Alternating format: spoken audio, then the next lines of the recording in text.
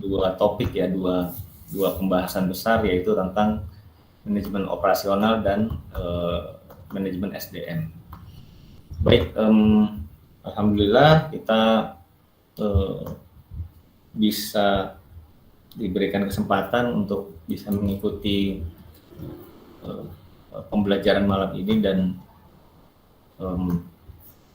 tentunya yang saya ucapkan selamat yang sampai hari terakhir tetap masih mengikuti materi pembelajaran ini. Mudah-mudahan teman-teman semua mendapatkan manfaat dan bisa diaplikasikan di dalam setiap tujuan kegiatannya masing-masing, apa dalam bisnis atau dalam kegiatan apapun. Baik, mari kita berdoa bersama malam ini sebelum kita memulai. Terutama kita doakan ya host kita Kak Adila Watimena supaya bisa cepat sembuh. Beliau ya terkena COVID ya, tapi ya mudah-mudahan beliau segera disembuhkan, dan sekarang sedang isolasi mandiri di rumah. Dan mudah-mudahan kita semua juga selalu dalam lindungan Allah Subhanahu wa taala dan dijauhkan dari segala penyakit, dan kita semua bisa selalu sehat dan fit insyaallah. Baik, kita mulai dengan membaca Al-Fatihah. Al-Fatihah. A'udzubillahi minasyaitonir rajim. Bismillahirrahmanirrahim. Alhamdulillahirabbil alamin. Arrahmanirrahim. Maliki yaumiddin. Iyyaka na'budu wa iyyaka nasta'in. Ihdinas siratal mustaqim. Siratal ladzina an'amta 'alaihim ghairil maghdubi 'alaihim waladdallin. Amin. Baik, karena saya yang membawakannya sendiri, kita bisa segera mulai dengan materi pertama malam ini, yaitu Operation Management. Baik, ya, kita sekarang sudah ada di pembelajaran di mana kita ada di anak tangga terakhir ya, anak tangga paling atas ya, bukan anak tangga paling atas ya, sudah lantai atas. Nah, sudah lantai yang dituju, yaitu mendirikan bangunan bisnis, di mana mohon maaf, saya hold sebentar, saya harus memposting di atas halaman Space tentang materi yang kita sampaikan malam ini. Baik, ya silahkan perhatikan yang ada di Twitter Space. Saya share sebuah link tweet ya, bisa diamati di sana. Sekarang pembahasan kita adalah Operation Management atau manajemen operasi. Baik, saya lanjutkan. Untuk seperti yang sudah dijelaskan sebelumnya, bahwa lantai paling atas ini, yaitu mendirikan bangunan bisnis, ini adalah sebuah kegiatan yang kompleks ya, karena dia bernuansanya eksekusi. Di sinilah saatnya kita mengeksekusi.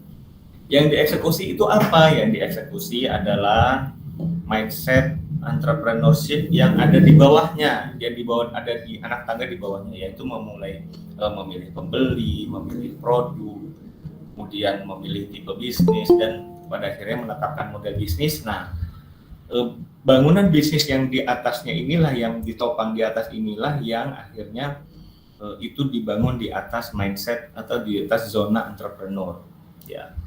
Nah, yang kita pelajari dalam dua hari terakhir ini, yaitu hari Minggu, 2 hari yang lalu, dan hari ini hari Selasa, adalah di mana itu adalah di zona profesional ya. Kita membahas 4 fungsi utama implementasi bisnis. Baik, saya lanjutkan. Itu sudah cukup jelas karena sudah saya jelaskan berulang-ulang ya, mudah-mudahan. Baik, untuk manajemen operasi untuk UMKM, tidak mudah membuat materi ini, karena materi ini bagaimana caranya bisa diimplementasi oleh hampir semua jenis usaha, hampir semua jenis kategori usaha. Ya, dan jadi bagaimana kita bisa menerapkan prinsip-prinsip ya manajemen operasi itu, tetapi ini bisa diterapkan pada segala jenis usaha, berbagai kategori usaha. Ya, yang prinsipnya adalah kita akan membahas manajemen operasi ini dengan 3 bagian, yaitu leadership and execution, kepemimpinan dan eksekusi. Ya, yaitu untuk memastikan tercapainya output. Ini prinsip-prinsip yang harus kita betul-betul pahami. Yang kedua adalah manajemen. Ya, manajemen yaitu mengelola, yaitu memproses input sumber-sumber daya. Nah, jadi manajemen ini adalah bagaimana kita mengelola input. Supaya apa? Supaya tercapainya output. Gitu. Yang ketiga adalah sistem. Ya, jadi sistem ini adalah standarisasi proses supaya outputnya optimal. Jadi sistem itu adalah yang distandarisasi apa? Proses yang seperti apa? Proses yang sudah berhasil tentunya, supaya outputnya bisa optimal, kita tercapai output dengan optimal. Ya, ini kita sekarang ada di slide ketiga ya. Baik, kita masuk ke slide keempat, kita langsung masuk ke leadership and execution, yaitu di dalam setiap operasi, di dalam kita memulai bisnis, di dalam kita menerapkan bisnis, ya itu perlu leadership and execution. Jadi perlu kepemimpinan, karena kepemimpinan ini tugasnya apa? Memastikan tercapainya output. Ya, ketika tidak ada kepemimpinan, maka ya barang-barang produksi tidak akan bisa berjalan sendiri kecuali ada yang mengoperasikan. Nah, operasi itu tidak berjalan kecuali ada kepemimpinan yang jelas, ada arah, ya, ada direction. Direction makanya namanya di Indonesia menjadi direksi. Ya, director itu pengarah, bahasa Indonesianya direktur. Nah, jadi leadership itu adalah tujuan dari leadership adalah memastikan tercapainya output. Baik. Ya, apakah definisi sukses itu? Ternyata definisi sukses itu sederhana.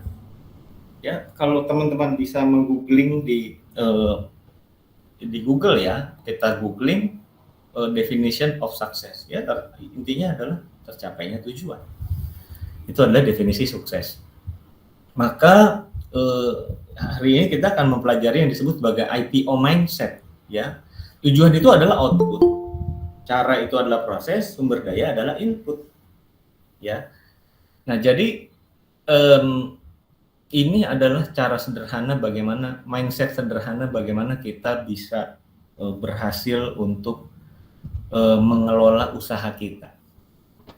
Banyak orang kusut, dalam tanda kutip ya, kusut itu karena ya sibuk pada memperdebatkan proses. Yang lebih parah lagi adalah memperdebatkan input. Nah, itu lebih nggak jelas lagi. Ya, kalau kita berdebat atas output, nah itu lebih simpel ya. Memperdebatkan output itu akan jelas dan akan lebih cepat tercapainya kesepakatan karena kita perdebatkan output. Tapi kalau sudah memperdebatkan proses, itu gelap, input lebih gelap lagi. Ya, jadi IPO mindset itu adalah IPO atau IPO ya, input proses output. Di mana angka 1 ini, coba perhatikan ya. Mana angka 1 ini? 1 itu di output dulu, angka 2 itu ada di proses, angka 3 ada di input. Nah, jadi ini urutan berpikirnya. Ya, 1, 2, 3. Betul. Oke, saya lanjutkan. Ya. Kalau kita bicara tentang visi, misi, ya. Visi itu adalah output, proses itu adalah misi. Ya, misinya adalah misi itu bersifat pekerjaan ya. Nah, sementara input ini seluruh karunia kehidupan ini itu adalah input. Ya, apa yang sudah terjadi di masa lalu yang kita miliki hari ini itu adalah input. Jadi sukses adalah bagaimana kita menjamin tercapainya output.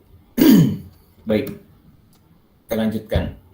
Kebanyakan orang hari ini banyak yang mengukur dirinya dari mengukur kemampuan dan material. Orang kan bertanya, aduh saya bisa apa? Kemudian saya punya apa? Siapa saya? Itu yang diukur ya. Mengukur kemampuan dan material. Siapa saya? Sibuk dengan pertanyaan itu. Padahal itu adalah hal yang tidak produktif. Karena dengan input ini akhirnya jadi gelap prosesnya mau kemana, outputnya kemana. Ini yang disebut orang masa depannya tidak jelas. Ini yang disebut sebagai dia hanya ada di zona nyaman, ya. Karena nggak punya output, nggak punya proses, apalagi proses output aja nggak punya, ya. Nah ini yang akan membuat, nah ini ada emotikonnya di atas cemberut, ya, karena kita sibuk mempertanyakan input terus, siapa saya, punya apa saya, ya, apa yang bisa saya lakukan, itu akhirnya tertenggelam dalam masalahnya sendiri. Baik, saya lanjutkan. Bagaimana dengan proses? Proses itu adalah ikhtiar, kemauan, dan keyakinan, ya. Ini pun masih kurang cukup, ya, karena nah, coba lihat emotikonnya itu, emotikonnya rata. Kita berikhtiar, berkemauan dan keyakinan, itu adalah proses, ya, itu adalah proses. Tapi ternyata itu hal yang nomor 2, bukan yang nomor 1. Ketika kita menjadikan output, ya, sebagai cara pandang kita yang utama, cara pandang prioritas cara pandang kita, maka dia akan menghasilkan motivasi, kesuksesan, dan tercapainya hasil. Itulah output. Bisa lebih senang lagi nggak dari ini? Tentu bisa. Nah, karena tadi outputnya jelas, akhirnya ikhtiar, kemauan, dan keyakinannya jelas. Jelasnya kemana? Kepada output yang tadi sudah dipilih. Baru mengukur inputnya, mengukur kemampuan dan material. Jangan dibalik-balik. Ya, ini adalah yang akan membuat eksekusi di dalam bisnis kita itu lebih baik lagi. Saya pikir cukup jelas, ya. Nah, ini adalah contoh-contoh input, proses, dan output. Ya, nanti teman-teman bisa membacanya di dokumen yang saya bagikan, ya, di grup. Nanti teman-teman bisa membacanya ulang dan kemudian merenungkannya kembali. Baik, yang berikutnya adalah yang disebut sebagai IPO karakter. Kalau tadi IPO mindset, sekarang sudah mindset itu baru di sini. Input, proses, output di pikiran itu mindset. Nah, sementara IPO dalam pikiran, jadi orang yang sudah punya cara berpikir input, proses, output seperti ini, di mana dia memprioritaskan output, memprioritaskan tercapainya tujuan, memprioritaskan terwujudnya hasil, maka dalam pikirannya, nah, akhirnya terjadi pikiran atau mindset yang tepat, ya. Nah, dari pikiran kemudian kita perlu leadership sehingga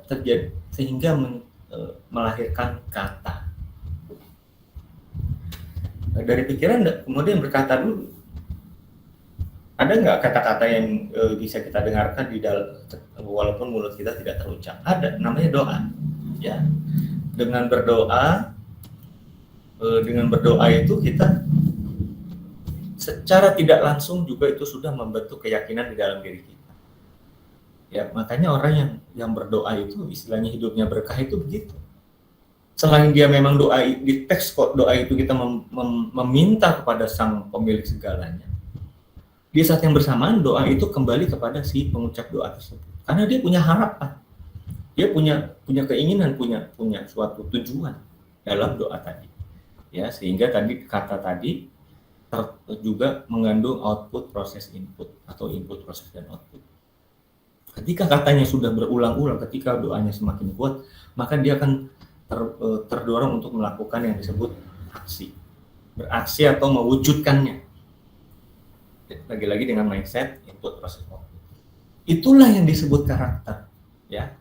Itulah yang disebut karakter karena, nah, di tengah-tengah ini antara pikiran dan menjadi kata menjadi aksi menjadi karakter, itu semuanya ada leadership. Ada kepemimpinan di situ, namanya kepemimpinan diri dulu, karena ini kita baru bicara karakter. Nah, setelah menjadi karakter, maka itulah yang disebut sebagai nasib, ya. Jadi apakah kita bisa mengendalikan nasib kita? Bisa. Coba lihat area kendali, ya, atau controllable area, di mana kita bisa mengontrol pikiran kita. Kita bisa mengendalikan pikiran kita, mengendalikan kata, dan mengendalikan aksi. Karakter adalah yang orang lihat dari luar. Nasib, begitupun nasib. Kita melihat diri kita dan orang melihat kita seperti apa. Itu baru nasib. Tapi kalau nasibnya sudah ideal dengan pendekatan output, proses, input, itu akan bisa lebih baik lagi. Baik. Ini adalah IPO Integral Leadership Platform, di mana ada IPO karakter pertama, ini adalah tahap Inspira, kemudian tahap performa yaitu IPO Solid Team, di mana output itu ada di tengah-tengah, ya, dan semua orang berkolaborasi.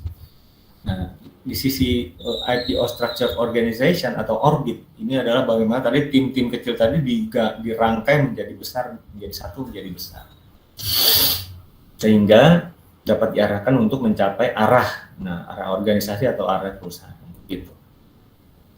Baik, saya lanjutkan. Nah, dalam bicara input proses output tidak bisa kemudian dia tidak bisa bicara hal yang positif, karena hal yang negatif pun bisa terjadi dalam IPO mindset, input proses dan output. Contohnya pencuri itu namanya dia hanya ingin mencuri, ya, dia, tapi si pencuri ini dia punya kebutuhan hari itu dan dia harus, pokoknya outputnya harus segera tercapai, akhirnya dia mencuri, dan itu salah, ya. Itulah yang disebut sebagai negatif output, negatif proses, dan negatif input. Nah, jadi semua harus memperhatikan nilai-nilai yang positif. Ya, silakan ini bisa dibaca apa itu nilai-nilai positif dalam sudut pandang IPO mindset. Baik, selanjutnya ke manajemen, yaitu mengelola atau memproses input sumber-sumber daya. Ya, manajemen ini adalah mengelola atau memproses input sumber-sumber daya. Apa itu? Paling tidak ada 3 prinsip. Ya, manajemen principle. Nah, ini salah ketik. Manajemen principles yaitu prinsip manajemen. Yang kedua adalah business model atau canvas. Yang ketiga adalah business function atau fungsi bisnis. Baik, kita lanjutkan. Ya, manajemen principles itu ada 4, ya. The planning, organizing, actuating, dan controlling. Ya, jadi ada POAC, itu yang paling umum. Inilah yang harus terjadi di dalam manajemen, ya. Harus melakukan planning, setelah planning organize, setelah organize implementasi, actuating, setelah itu baru kontrol lagi, balik lagi. Kalau teman-teman sudah terbiasa dengan sistem kerja di kantor, di pabrik, maka ini sudah terbiasa dengan hal seperti ini.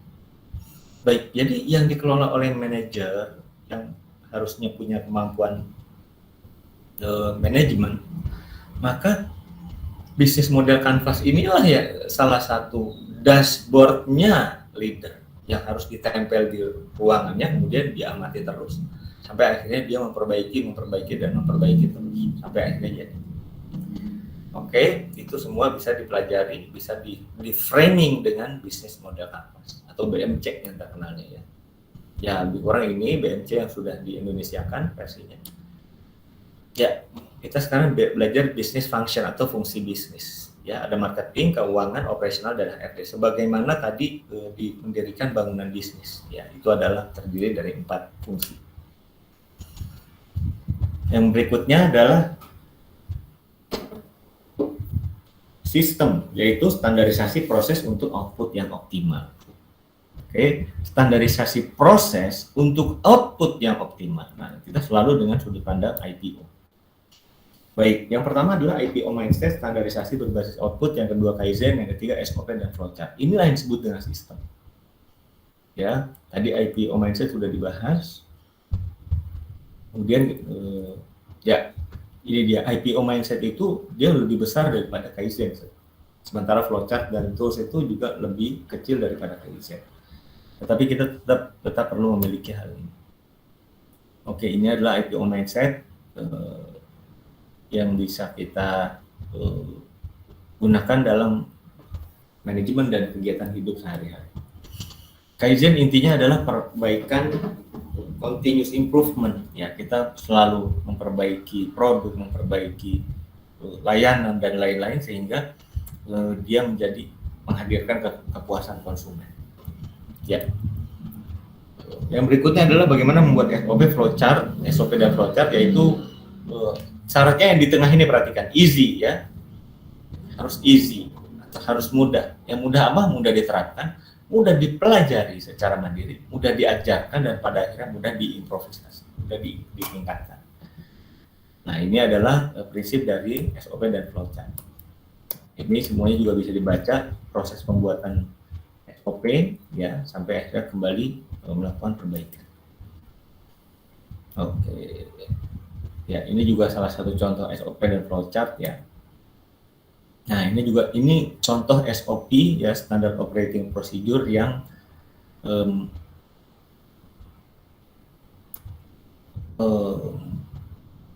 sorry.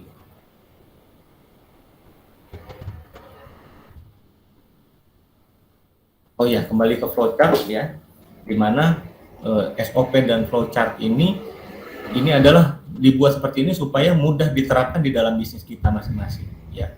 Ada start, ada proses, decision, kemudian proses A, proses B, end. Nah, ini ada juga unsur dokumennya di sini.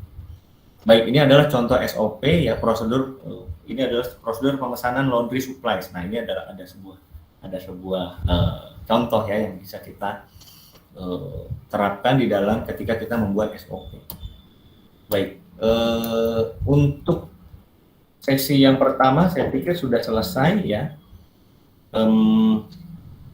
Teman-teman sekalian yang di Twitter Space, cek ya, teman-teman sekalian di Twitter Space dan di yang di Google Meet ya. Sampai di sini, apabila ada yang ingin ditanyakan bisa disampaikan melalui message ya, sambil menunggu, atau di DM kepada Mang Rasad ya, sebagai pimpinan dari SUB atau rektornya SUB. Nah, karena biasanya melalui keadilan. Nah, sekarang kita bisa menyampaikan pertanyaan apakah di DM kepada Mang Rasad ya, silakan di kontak. Baik, sampai di sini dulu, kita break dulu ya, sekitar 5 menit. Teman-teman yang ada yang mau bikin kopi, ada yang mau kamar mandi, atau kegiatan apapun, dipersilahkan. Saya kembalikan kepada Mang Rasad dulu. Terima kasih.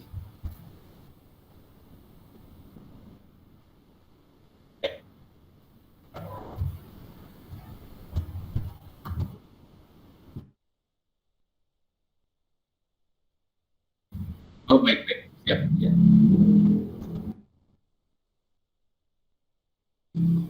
Baik, teman-teman sekalian, kita lanjutkan di sesi terakhir ini untuk materi HR untuk UKM. Nah, ini untuk yang terakhir ini ada sedikit penambahan materi yang baru ya. Jadi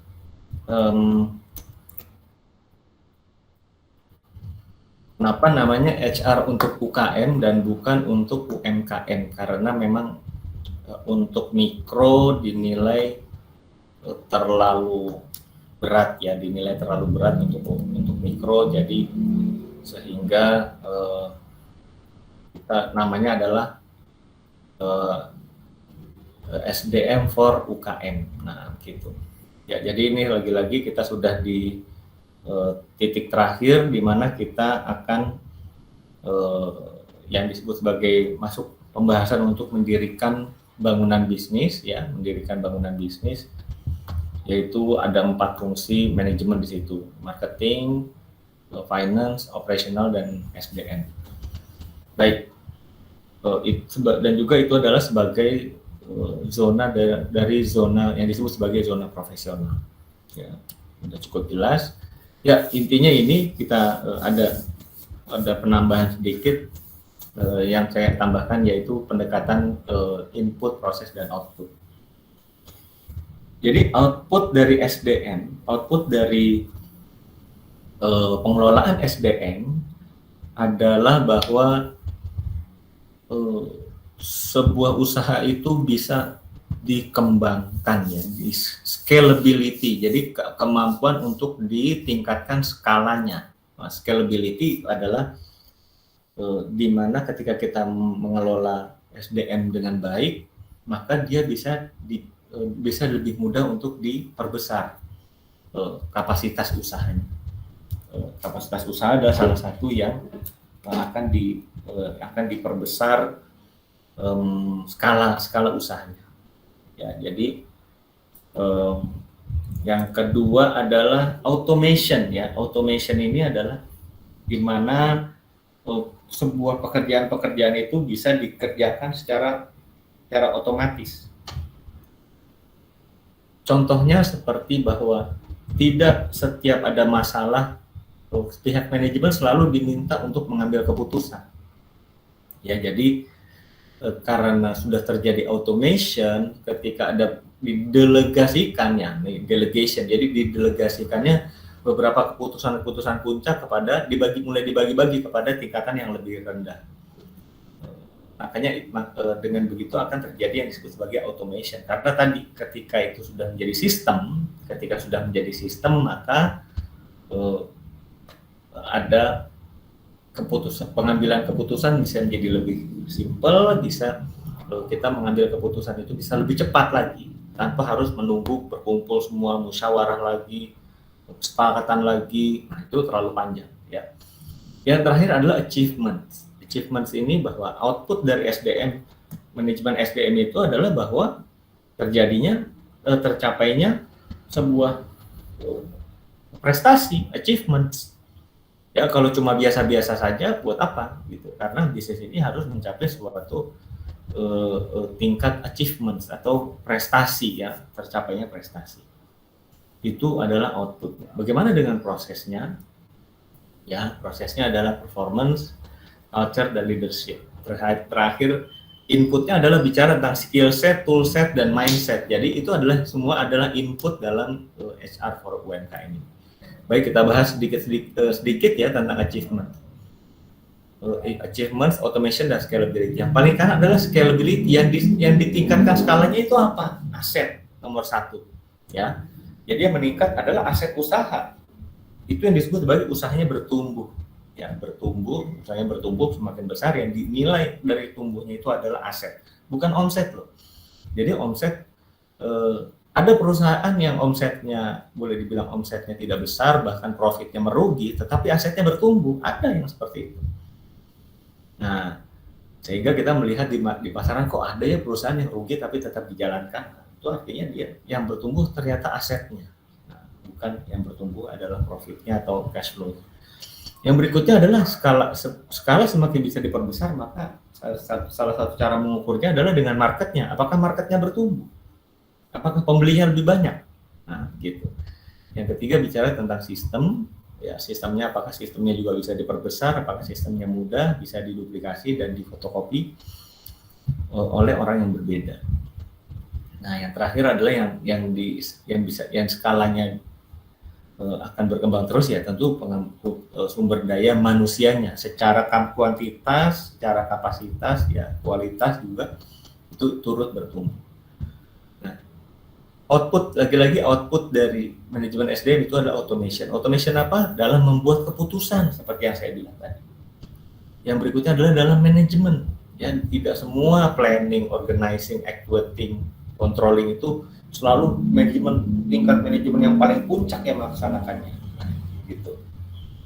Yang berikutnya adalah strategy and change. Jadi yang di automation ini adalah bagaimana manajemen itu bisa lebih menyesuaikan diri ketika terjadi perubahan-perubahan. Ya. Nah, itu harus diotomasi, bukan hanya setiap ada perubahan rapat manajemen, setiap ada perubahan rapat di dewan direksi, nggak bisa seperti itu. Ya, jadi sudah mulai ada keputusan-keputusan yang didelegasikan pada tingkatan yang lebih rendah. Yang terakhir adalah achievement, prestasi. Ya, prestasinya apa? Harus ada pertumbuhan keuangan, meningkatnya kepuasan pelanggan, berkurangnya proses hasil-hasil kerja yang salah, yang buruk, yang ditolak, diretur, dan lain-lain. Nah, yang terakhir adalah kepuasan karyawan itu sendiri. Itu sebagai sebuah achievement dari manajemen SDM. Nah, bagaimana dengan proses? Ada performance, culture, dan leadership. Ya, performance-nya apa? Bagaimana sebuah proses itu bisa menstandarisasi dan memperbaiki tercapainya output. Ya, kita harus master dalam hal mengeksekusi. Ya, jangan cuma konsep saja, tapi harus segera diukur bagaimana kapan mengeksekusinya. Yang berikutnya performance itu adalah daya tahan. Ya, daya tahan. Endurance itu adalah daya tahan mental ketika lingkungannya kadang-kadang positif, kadang-kadang negatif, tapi kita harus selalu siap. Oke. Yang ketiga adalah commitment and motivation, ya. Jadi kalau orang sudah punya komitmen dan sudah punya motivasi, maka pekerjaan-pekerjaan yang dihasilkan adalah pekerjaan yang terbaik. Nah, tadi performance, yang kedua bicara culture, budaya, kebiasaan, ya, spiritual, proses excellence, dan soft skills growth. Ya, culture-nya kita adalah untuk mengembangkan spiritual, kemudian proses excellence itu adalah selalu kita membuat proses yang hasilnya adalah bisa mencapai hasil yang terbaik. Yang berikutnya adalah soft skills growth. Jadi harus bertumbuh keahlian yang sifatnya soft skills, ya. Soft skill ini nanti kita akan bahas di pertemuan-pertemuan yang lain. Nah, yang terakhir, bagaimana supaya proses itu tercapai, yaitu dengan leadership. Yang leadership atau kepemimpinan, maka kita harus yang harus dipimpin adalah visi dan misi. Yang harus dipimpin adalah tercapainya result atau hasil. Yang dipimpin adalah ketika ada masalah, kita selalu bisa mendapatkan solution atau solusi. Yang terakhir adalah selalu leadership itu harus pemimpin sebuah usaha itu harus membangun suasana yang positif. Jangan kita malah si pemiliknya, pimpinan tertinggi malah bikin suasana jadi tidak nyaman gitu. Baik, apa inputnya? Inputnya adalah mindset, toolset dan skill set. Ya, skill set itu apa? Personal, operation, dan sistem. Ini adalah yang dulu kita bahas materi SDM for UMKM yang pertama kali. Baik, toolsetnya apa? Metodologi. Salah satunya adalah ITO management. Kemudian framework, ya, gadget and software. Ini adalah toolset yang perlu kita kuasai. Yang terakhir adalah mindset. Bagaimana kita membawa mindset yang positif, ya, yang berhasil, yang berorientasi pada hasil, yang kemudian senang berkolaborasi. Yang terakhir adalah selalu punya growth mindset, yaitu cara metode berpikir yang selalu bertumbuh dan selalu mau belajar, intinya begitu. Ya, ini adalah HR skill setnya, yaitu sistem, operasional, dan personel. Personel ini ke HRD-an lah istilahnya. Sistem, bagaimana mencapai sistem, menguasai skill set ini, ya, adalah itu harus dilakukan walaupun kita tidak nyaman belajarnya karena ini ilmu baru dan lain-lain. Tapi kita harus terus belajar, ya. Oke, ini ada sistem, operasional, dan personel. Ini adalah inti dari kegiatan HRD di perusahaan. Tetapi di balik itu bagaimana? Kita yang harus lebih menguasainya. Ya, silakan perhatikan di halaman HR skill set. Sampai di sini sudah selesai, ya. Saya ucapkan terima kasih dan saya ucapkan selamat yang sudah mencapai tahap akhir dari pembelajaran kita. Dan saya sampaikan juga, saya umumkan bahwa malam ini tidak ada pengisian EID atau Entrepreneur Incubator Dashboard, karena pembelajaran 2 hari belakangan ini, kalau kita buat Entrepreneur Dashboard-nya itu boleh dibilang kurang ini juga, ya, kurang relevan juga, karena itu bukan di zona entrepreneur. Walaupun gitu, memang kita akan kembangkan EID ini menjadi lebih kompleks lagi, lebih besar lagi, tapi belum sekarang waktunya. Baik, sampai di sini saya kembalikan pada teman-teman semua. Kalau ada yang ingin ditanyakan, Bang Rasad bisa dibuka fitur itu, ya, tanya jawab, silakan. Nah, ini sudah dibuka kolom bertanya, silakan yang dari teman-teman Google Meet bisa menyampaikan pertanyaan yang ingin ditanyakan. Gitu, oke.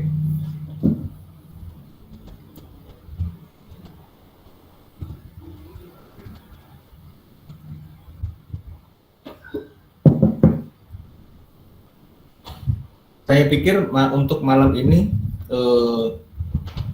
cepat, ya, karena penyampaian materi juga sudah lebih ringkas. Dan kalau tidak ada pertanyaan, berarti kita cukupkan sampai di sini, dan teman-teman bisa yang di Google Meet bisa melanjutkan untuk mengisi post test, ya. Silakan, nanti akan dikirimkan post test oleh Mang Rasad. Mudah-mudahan bisa mendapatkan hasil yang terbaik dan kita bisa segera cepat umumkan kelulusan dari Startup Biz free class ini, gitu.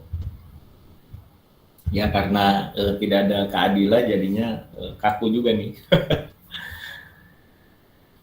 Baik, saya beri kesempatan bagi yang ingin bertanya lagi, sekali lagi silakan disampaikan di eh, Google Meet ya, di fitur chat Google Meet. Ya, sekali lagi marilah kita doakan Kak Adila bisa segera sembuh lagi dan bisa berinteraksi dengan kita, dan juga khususnya kita bisa berinteraksi lagi untuk kelas startup bis khususnya ya, karena keberadaan beliau itu betul-betul memang berbeda kalau acara dibawa sendiri oleh saya dan dibandingkan ada MC-nya itu sangat berbeda dan tidak bisa disamakan dengan kalau saya membawakannya sendiri gitu ya. Baik, Mang Rasa, apakah sudah ada pertanyaan? Belum ada, oke. Ya. Baik, saya pikir kalau sudah tidak ada pertanyaan, kita cukupkan saja sampai di sini ya.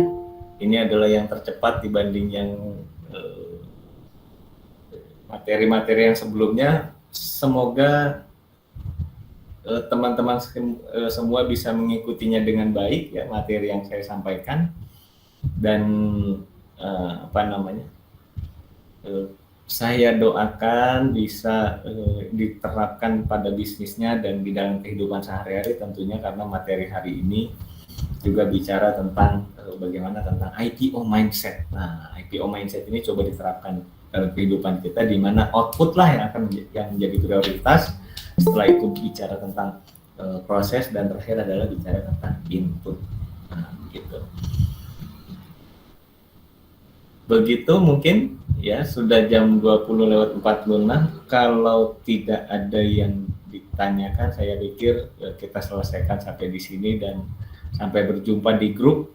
Ya, ada yang belum join di grup, kami mengelola beberapa grup ya, ada Indonesian Trade Desk, kemudian ada komunitas Live Digital Stage Community. Nanti teman-teman bisa berinteraksi di sana, bisa jualan, bisa belajar. Yang belum punya bisnis ya bisa belajar, bisa lihat-lihat dulu, ngobrol aja sama teman-teman yang lain. Dengan begitu kita akan punya wawasan, akan punya mindset yang berbeda, akan memiliki cara berpikir yang berbeda dengan kita bergaul ya, berinteraksi di grup Telegram gitu. Ya, kalau sudah tidak ada, ini ada pertanyaan, apakah nanti ada kelas copywriting? Baik, di dalam program kelas memulai bisnis ini belum ada materi kelas copywriting. Mungkin nanti di pelatihan yang berbeda dibanding kelas memulai bisnis. Baik. Sampai di sini saya pikir sudah cukup ya. Kalau ada pertanyaan tambahan nanti bisa japri saya, bisa DM saya di Twitter atau di grup Telegram. Nah, di grup Telegram bisa DM saya atau DM saya di Telegram juga bisa. Nah, dengan begitu teman-teman bisa langsung punya dinamikanya cepat sekali, perubahannya cepat sekali, informasi-informasi baru sangat banyak sekali, ada diskusi-diskusi yang positif, diskusi-diskusi yang produktif. Dengan begitu teman-teman bisa mudah dalam tanda kutip belajar bisnis lebih mudah lagi dan lebih cepat lagi. Baik, terima kasih banyak ya, jazakumullah khairan katsiran atas perhatiannya, dan nanti silahkan ikuti instruksi dari Mang Rasad ya, Rektor Startup Biz, apa yang harus dilakukan, apa yang perlu dilakukan. Nah, itu silahkan teman-teman berinteraksi di grup Telegram. Baik, ini terima kasih banyak sekali lagi teman-teman sekalian, supaya jaga kesehatan, jaga keamanan ya, karena sekali lagi Kak Adila itu beliau sedang beristirahat, harus isoman karena satu rumah itu terkena COVID gitu. Ya, mudah-mudahan kita bisa ketemu lagi di lain waktu. Marilah kita tutup acara ini dengan surat Al-Asr. Bismillahirrahmanirrahim. Wal 'asri innal insana lafi khusr illal ladzina amanu wa 'amilus shalihati wa tawassaw bil haqq wa tawassaw bis sabr. Sekali lagi, kalau ada kekurangan dari saya mohon maaf, dan saya ucapkan terima kasih atas segala perhatiannya. Wabillahi taufiq wal hidayah. Wassalamualaikum warahmatullahi wabarakatuh.